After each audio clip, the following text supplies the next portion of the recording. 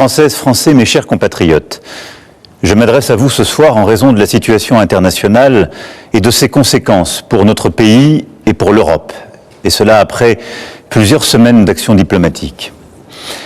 Vous êtes en effet, je le sais, légitimement inquiets devant les événements historiques en cours qui bouleversent l'ordre mondial. La guerre en Ukraine, qui a entraîné près d'1 million de morts et de blessés, continue avec la même intensité. Les États-Unis d'Amérique, notre allié, ont changé leur position sur cette guerre, soutiennent moins l'Ukraine et laissent planer le doute sur la suite. Dans le même temps, les mêmes États-Unis d'Amérique entendent imposer des tarifs douaniers aux produits venant d'Europe. Enfin, le monde continue d'être sans cesse plus brutal et la menace terroriste ne faiblit pas. Au total, notre prospérité et notre sécurité sont devenues plus incertaines et il faut bien le dire, nous rentrons dans une nouvelle ère. La guerre en Ukraine dure maintenant depuis plus de 3 ans.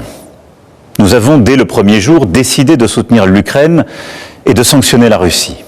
Et nous avons bien fait, car c'est non seulement le peuple ukrainien qui lutte avec courage pour sa liberté, mais c'est aussi notre sécurité qui est menacée. En effet, si un pays peut envahir impunément son voisin en Europe, alors personne ne peut plus être sûr de rien, et c'est la loi du plus fort qui s'applique, et la paix ne peut plus être garantie sur notre continent même.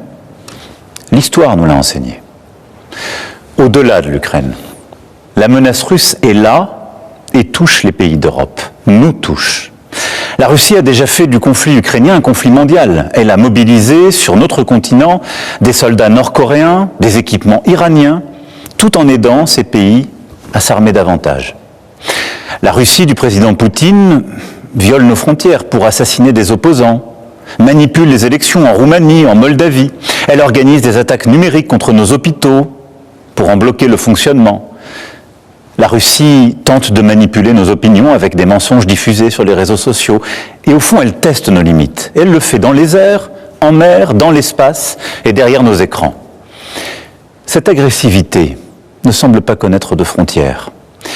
Et la Russie, dans le même temps, continue de se réarmer, dépensant plus de 40% de son budget à cette fin. D'ici 2030, elle prévoit d'encore accroître son armée et d'avoir 300 000 soldats supplémentaires, 3 000 chars, 300 avions de chasse de plus.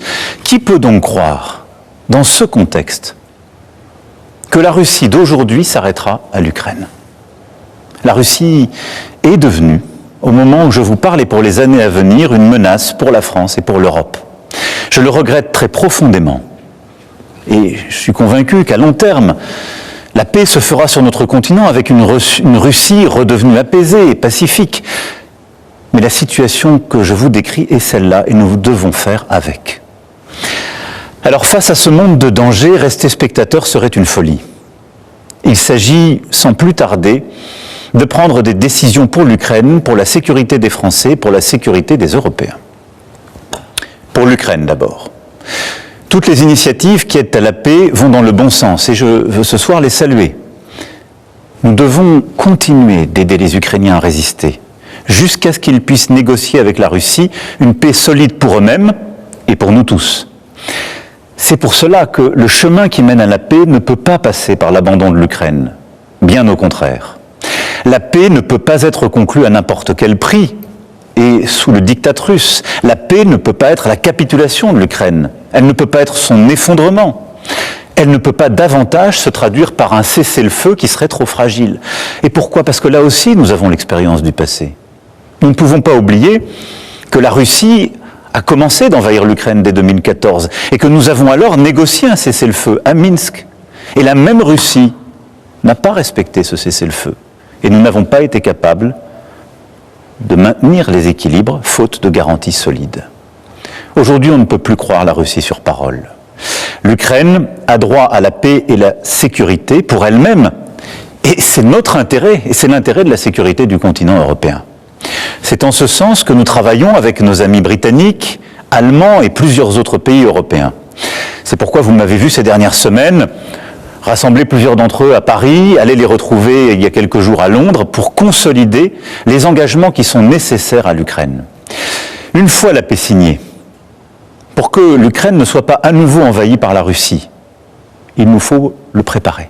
Cela passera à coup sûr par un soutien à l'armée ukrainienne dans la durée. Cela passera aussi peut-être par le déploiement de forces européennes. Celles-ci n'iraient pas se battre aujourd'hui, elles n'iraient pas se battre sur la ligne de front, mais elles seraient là, au contraire, une fois la paix signée, pour en garantir le plein respect. Dès la semaine prochaine, nous réunirons à Paris les chefs d'état-major des pays qui souhaitent prendre leurs responsabilités à cet égard. C'est ainsi un plan pour une paix solide, durable, vérifiable, que nous avons préparé avec les Ukrainiens et plusieurs autres partenaires européens et que j'ai été défendre aux États-Unis il y a 15 jours et à travers l'Europe. Et je veux croire que les États-Unis resteront à nos côtés. Mais il nous faut être prêts si tel n'était pas le cas. Que la paix en Ukraine soit acquise rapidement ou non, les États européens doivent, compte tenu de la menace russe que je viens de vous décrire, être capables de mieux se défendre et de dissuader toute nouvelle agression. Oui, quoi qu'il advienne, il nous faut nous équiper davantage, hausser notre position de défense, et cela pour la paix même, pour dissuader. À ce titre, nous restons attachés à l'OTAN et à notre partenariat avec les États-Unis d'Amérique. Mais il nous faut faire plus, renforcer notre indépendance en matière de défense et de sécurité. L'avenir de l'Europe n'a pas à être tranché à Washington ou à Moscou. Et oui, la menace revient à l'Est. Et l'innocence, en quelque sorte, des 30 dernières années, depuis la chute du mur de Berlin, est désormais révolue. À Bruxelles demain, lors du Conseil extraordinaire qui réunira les 27 chefs d'État et de gouvernement avec la Commission et le président du Conseil, nous franchirons des pas décisifs. Plusieurs décisions seront prises que la France proposait depuis plusieurs années. Les États membres pourront accroître leurs dépenses militaires sans que cela soit pris en compte dans leur déficit. Des financements communs massifs seront décidés pour acheter et produire sur le sol européen des munitions, des chars, des armes, des équipements parmi les plus innovants. J'ai demandé au gouvernement d'être mobilisé pour que, d'une part, cela renforce nos armées le plus rapidement possible, et d'autre part, que cela accélère la réindustrialisation dans toutes nos régions. Et je réunirai, avec les ministres compétents, les industriels du secteur dans les prochains jours. L'Europe de la défense, que nous défendons depuis 8 ans, devient donc une réalité. Cela veut dire des pays européens davantage prêts à se défendre et à se protéger, qui produisent ensemble les équipements dont ils ont besoin sur leur sol, qui sont prêts à davantage coopérer, à réduire leur dépendance à l'égard du reste du monde. Et c'est une bonne chose. L'Allemagne, la Pologne, le Danemark, les États baltes et nombre de nos partenaires ont annoncé des efforts inédits en matière de dépenses militaires. Alors, dans ce temps de l'action qui s'ouvre enfin, la France a un statut particulier. Nous avons l'armée la plus efficace d'Europe. Et grâce au choix fait par nos aînés après la Deuxième Guerre mondiale, nous sommes dotés de capacités de dissuasion nucléaire. Ceci nous protège beaucoup plus que nombre de nos voisins. Et de plus, nous n'avons pas attendu l'invasion de l'Ukraine pour faire le constat d'un monde inquiétant.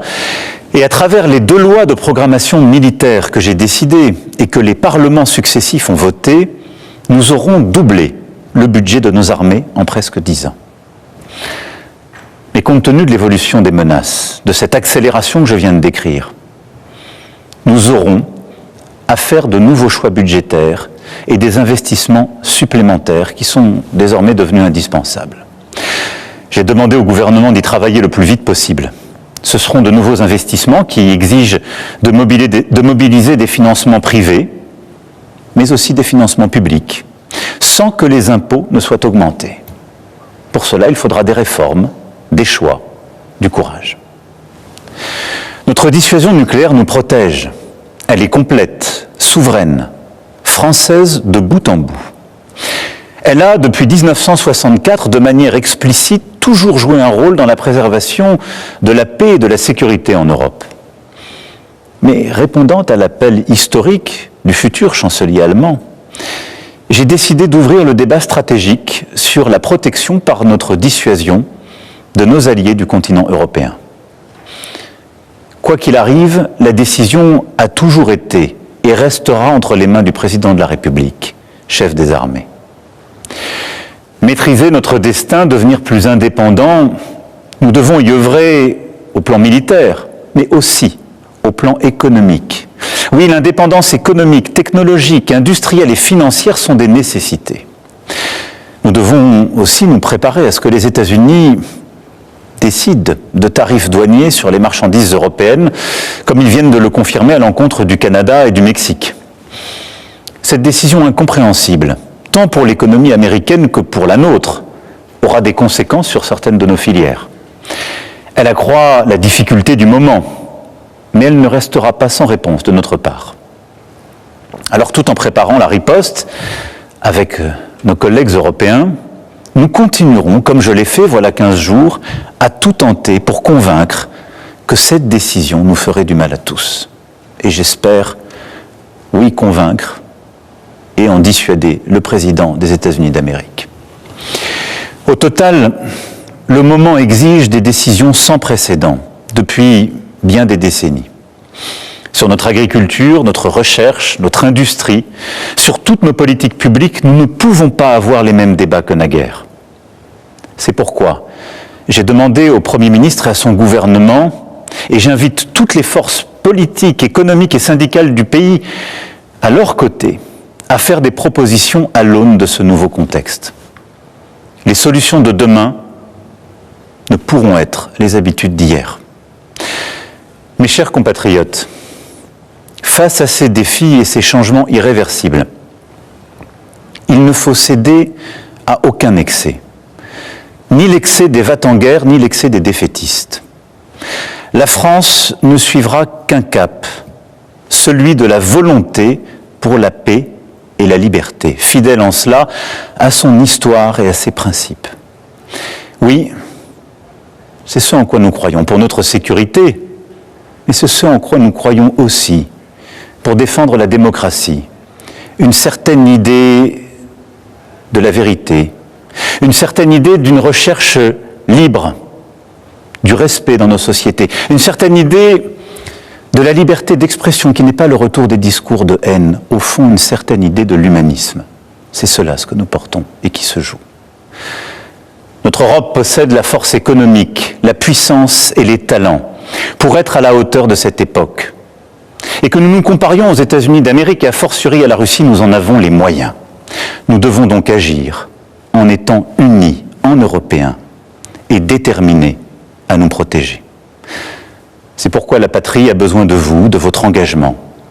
Les décisions politiques, les équipements militaires, les budgets sont une chose, mais ils ne remplaceront jamais la force d'âme d'une nation. Notre génération ne touchera plus les dividendes de la paix. Il ne tient qu'à nous que nos enfants récoltent demain les dividendes de nos engagements. Alors nous ferons face, ensemble. Vive la République, vive la France.